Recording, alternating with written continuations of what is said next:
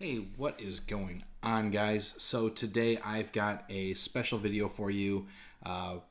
This one's a little weird. So it's not technically a 101. It's not technically a box break.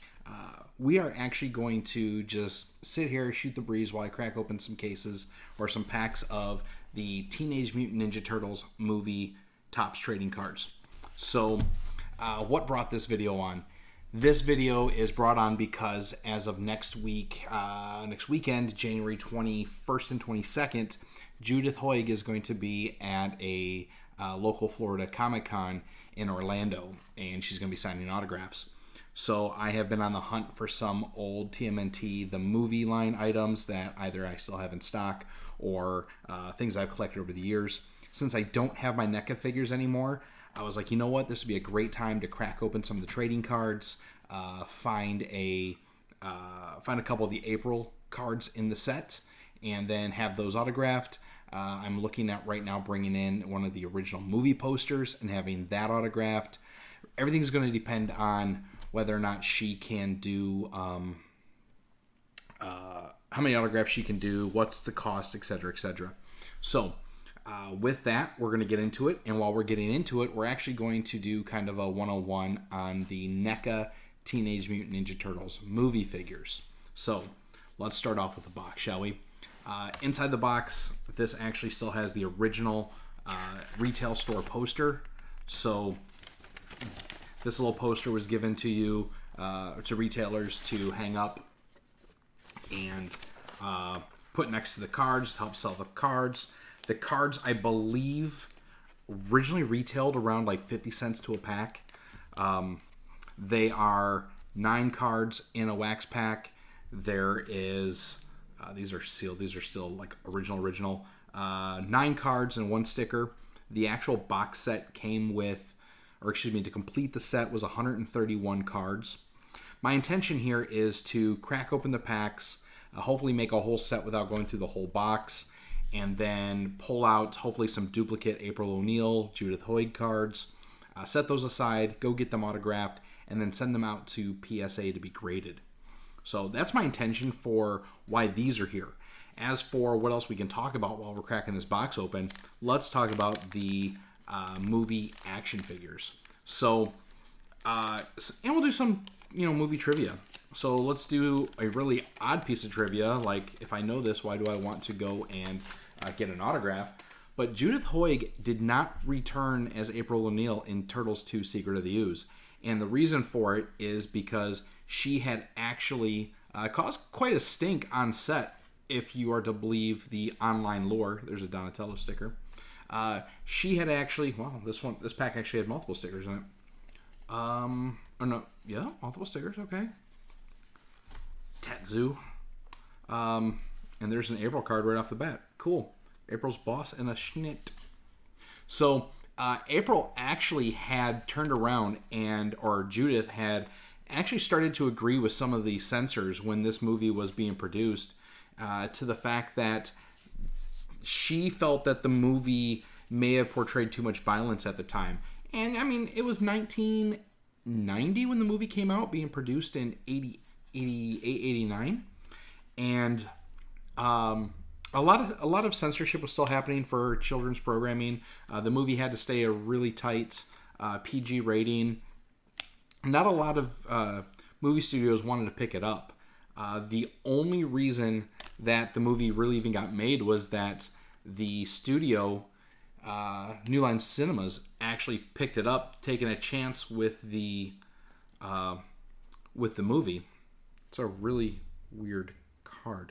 Oh, Topsy Turvy Turtle. This is when they had wrestled Donnie down, or Michelangelo down, in the in April's dad's old antique shop. Yeah, that's what that was.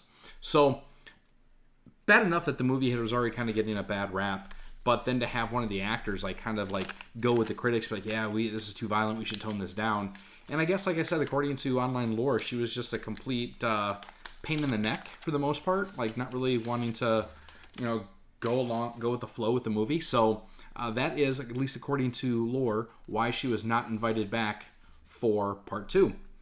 However, since the years have gone by, she has done a ton of different Comic Cons. She has she's done live videos where she talks about her time with the other actors, her feelings on the movie, etc. And I mean, she's really embraced the movie. Granted, it's essentially now a cult classic. I mean, it's like the de facto Teenage Mutant Ninja Turtle movie, right? Like even all the new animated series that have come out, all the Nickelodeon cartoons, etc. Like you say Turtles movie, and the 1990 New Line Cinemas TMNT is where everyone's mind goes. At least anybody that's grown up in the 80s and 90s. So, yeah, with that, we move into the toy line. So, the toy line had a rough start. Again, much like the actual movie itself, very few toy companies wanted to take on the risk of making toys based on a kind of small budget, small known comic book, and a soon to be live action movie that a small movie house was making. So it was kind of a toss up, I guess you could say, that the movie actually got made considering that the toys got made considering such a small following that it was receiving. And Playmates actually still to this date holds the license for the Teenage Mutant Ninja Turtles. They have the rights to almost all the action figures, minus the actual live action. So, 1987, Playmates inked the deal to take on the license for the action figures. And after the movie came out, and then the 90s cartoon actually really took off with fans and kids alike, it's when Playmates really obviously started to ramp up production of all the product line, between the actual figures, the vehicles, etc. And they did most of their action figures and toy lines on the cartoon series.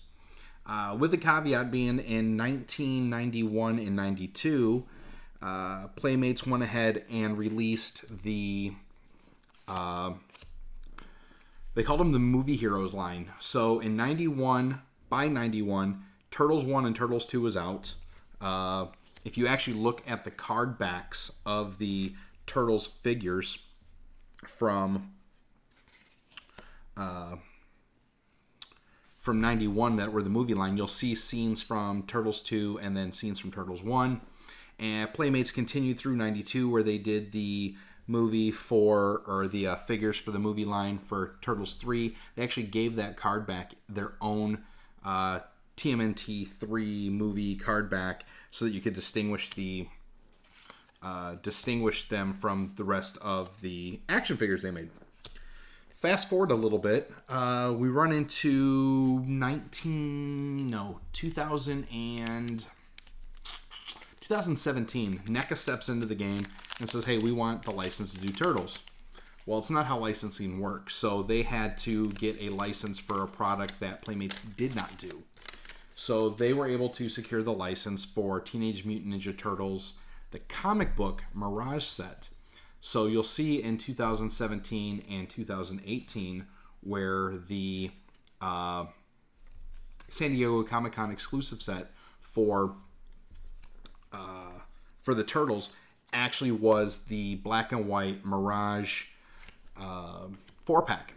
And then from there, NECA expanded their license and got the rights to the actual live action movie figures, which then really kind of launched Turtles collectibles back through the ceiling.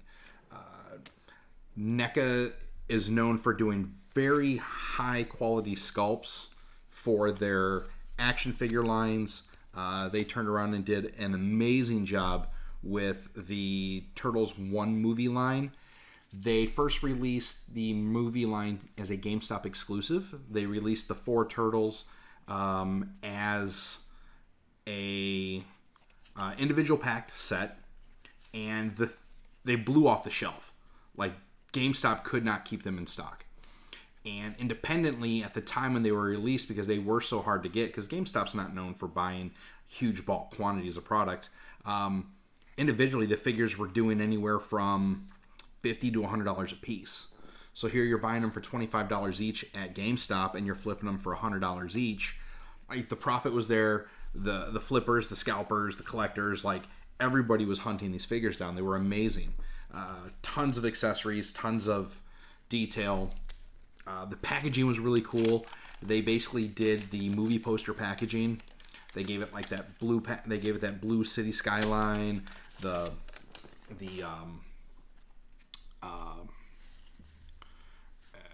Turtles font for the actual names. Like, it was really, they were really well done. And they blew through Series 1. NECA renewed, and GameStop signed back up to do a second series. The second series included Splinter, Shredder, and 2 of the Foot Clan.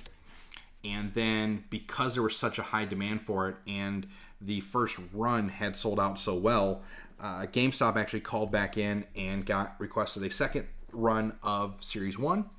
And you'll know the second run because the second run, they wanted them done so fast, they did not wait for the box to be made to have the GameStop exclusive logo on it in the bottom right-hand corner. So, you'll notice as if you're collecting them that some have the GameStop exclusive, some don't. Series 2 did not get the GameStop exclusive. I think perhaps that was a if it fails type deal that they could sell them to someone else. They could move them elsewhere, but they did so well they didn't have to do that. So from there, they decided to do behind the scenes. They decided to do the cards or the figures, continue the movie line going. They expanded from the 6-inch line to an 18-inch. So they did jumbo movie lines. They also did exclusive loot crates. So NECA tried to kick off their loot crate program using Turtles as the springboard, and it did really well. They actually released a Spirit of Splinter action figure in the loot crate. So they put it in the exact same box design that was in. There's a double April. So they did a loot box where it included the Spirit of Splinter, where he shows up during the scene where he's been captured and the turtles are around the fire, and they're trying to hone him in. They're trying to like talk to him through meditation, and he shows up telling them how he's proud of them, etc. So that was the figure they chose to do for their loot crate, and I'll tell you what, that figure did phenomenal on the secondary market. That is actually, I've just recently looked it up before I did the video. That is one of the highest selling individual figures for the NECA line as an individual piece. Now, as a set, the NECA TMNT, and we're only talking Turtles 1, okay? We're only talking the TMNT movie line through NECA. In the last 90 days, the highest selling product of that line is actually the set of there's the San Diego Comic-Con sets are actually some of the most expensive. The 18-inch are the most expensive. Then it's a San Diego set, and then it's the GameStop 8 figures, Series 1, Series 2. Those hold the highest value of the NECA TMNT line. So for the Spirit of Splinter being a loot crate exclusive, I mean, as a single piece is phenomenal. I mean, you can't touch that figure right now. Average selling price is about $300, $250 to $300. I've seen it go, the individual piece goes high as $600. I've seen some of them go as low as $150. So if you're really hunting eBay and you're really watching the auctions, you'll be able to find you could find a deal on that particular figure. The problem now is obviously it's January. We're running up against tax time. So this is when a lot of sellers will start to dump their inventory because there's a lot of extra expendable cash sitting out there. but that extra expendable cash means that there's a lot of people that are fighting to bid as a buyer. So cautious when buying, cautious when selling. Just because people have a ton of extra cash doesn't mean they're going to spend over the amount of money that a product is worth. But at the same token, it does mean that they're going to be a little bit looser with their wallets, knowing that it's money they didn't expect and weren't, really going to have or use. As you can see from the card film here, card feed that I've got, I've actually separated the cards into piles by 10s. So 1 through 10, 15 through 20, 20 through 30, 38, I do that to help make it easier to identify if I've completed the, a particular run. It makes it easier to find all the cards. So 20, 21, 22, 23. I'm still missing 24. Don't need 25. Don't need 22, 23. I need 26, 27. Okay, so I'm going to take those, put my dupes over here, go through those later. Let's check the 30s. We'll do the teens. I don't have a lot of teens. Ton of 30s. So as a pile gets very thick, I go through it just to see, did I complete the set? And then what I'll do is, once I've made, a run, I'll take the cards and I'll flip them over. Then anything from that number, I'll just put in another pile. So it makes it easier for me to find out if I hit the set before, I made it to the end of the box. There's an extra 28, which I need over here. And I don't always get it perfect, but I'm also talking while I'm sorting, so that doesn't help the situation any. 30, 32, 33, 35, 36. There we go, 39. This video is probably going to run a couple different segments. As a matter of fact, I've already gone over that segment, so by the time you see this will be cut into the second video. I may just run this as 1.5 hour video, depending on how long it takes me to get through them all. We'll see. But what else about the movie? So, most of the characters... Well, first off, hopefully you know that Jim Henson Muppet Shop actually built the actual costumes. They were created in the Jim Henson London location. They were a plaster frame of the actors. Then they molded the foam inlay around that and then created the costumes. Most characters were... it took 3 people for most of the turtles to be made. So you had the... maybe it was 2. So you had the actual actor in the suit, then you had a voice actor, and then I think they maybe even had a martial arts actor for a few of them.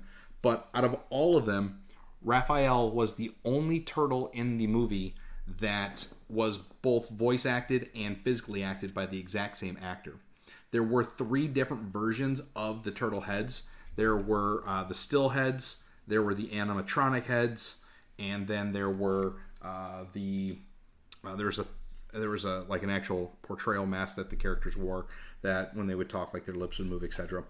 But that was actually cool to know. Like I said, Raphael was the only character played by Paisa that was both acted and voiced by the same person. Michelangelo was voiced by the late Corey Haim. So that was kind of cool. If you're an 80s movie buff, you'll know who Corey was. You know that he was one of the 2 Coreys that actually had the drug alcohol issue. So he passed away from, I want to say suicide? I don't remember. It's been a while. Hell, it might have been Corey Haim and I got the 2, or it might have been Corey Feldman and I got the 2 flipped. I wasn't like a super big fan of the Coreys. I mean, growing up, I've watched the movies they were in, Lost Boys, what was the one, Stand By Me, but I wasn't like a huge like uber fan of the guy's character. So, I mean, yeah, I know I'm gonna catch some hate and flack for that, but those are good movies. They were good old fashioned 80s flicks. Can't go wrong on those. All right, we're still going. So, I don't even remember. I think there's 11 stickers. We've gone through a good portion of the pile. Let's see if we've got 11 stickers yet. 1 is Splinter, 2 is Shredder, 3 was April, 4 is Raph. We had an extra Splinter, 5 being Leo, 7 being Raph, 8 being Tatsu, and 10 being Don. So we're missing number 6, 9, and 11. All right, so if we spot 6, 9, and 11, then we'll finish off the sticker sets. What else? I mean, yeah, the movie line, the movie itself, obviously, there is the movie poster card. That one is actually really, really cool. The movie itself was actually really good. I mean, I know a lot of people kind of give it some flack, kind of give it some grief, but I mean, for what it was actually kind of really good. I mean, if you think about it, it had a ton of one-liners. Again, if you grew up in this time and your parents were, normal, cool parents, you would have seen this movie. The movie actually had a budget of, what was it, 87 million, and it grossed 203 worldwide. One of the largest grossing independent movies of the 90s. It actually had won multiple awards for its sales, as well as for the costuming. So, I mean, it did a really good job. The movie had, it's a duplicate behind the scenes. The movie had a pretty cool soundtrack. If you remember, MC Hammer did Turtle Power. So that was really, it was kind of cool, You didn't think about an MC Hammer being a Turtle fan, but if you think about all the different people that have done Turtle soundtracks over the time, Vanilla Ice, who was it that did the Michael Bay one with Turtle Power? Like a lot of duplicate, a lot of multiple stickers in these packs. You can tell Topps quality control back in the day was not that great. There's number 11, Casey Jones. We'll take that. We needed that one. So now we just need 8 and something else. What else? There's something I was going to say right before I talked about the product gross, the sales. I don't remember. We can still talk about NECA figures. So what else about the NECA figures?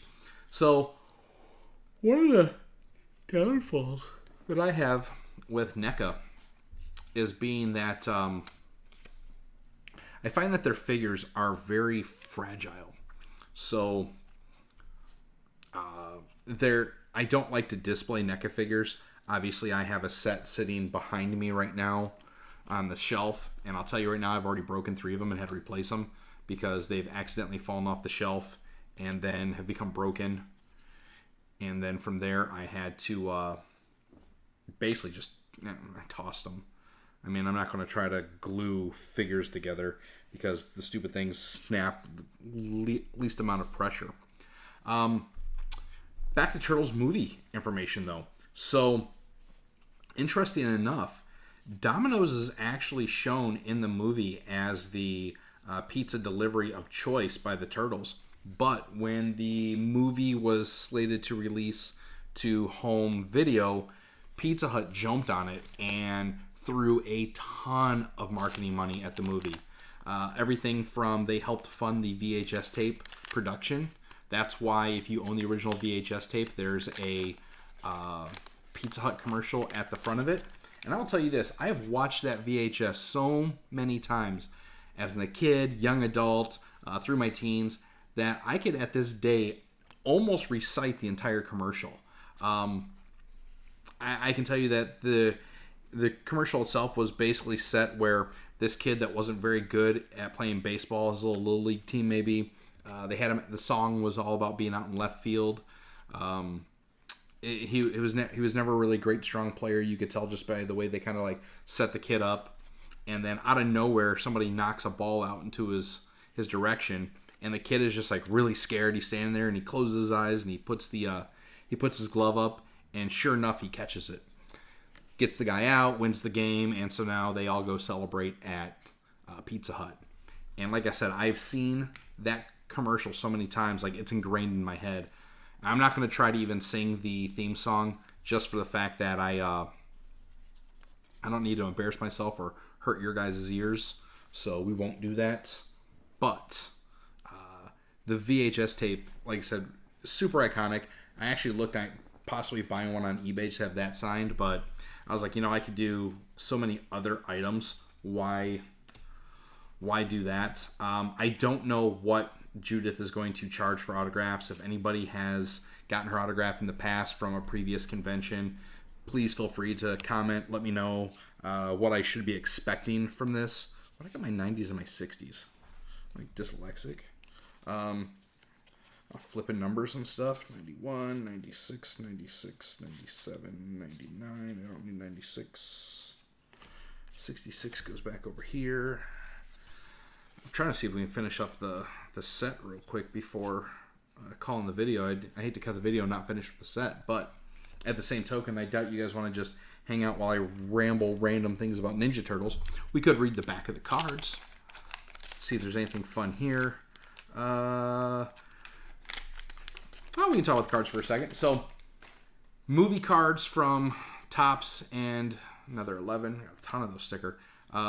Even other companies that did trading cards back in the day, especially ones that have like movie tie-ins. Sometimes they'll have trivia on the back of them. Sometimes they will, for instance, this goes through the story of the cards. So like this one in particular, April's Pad.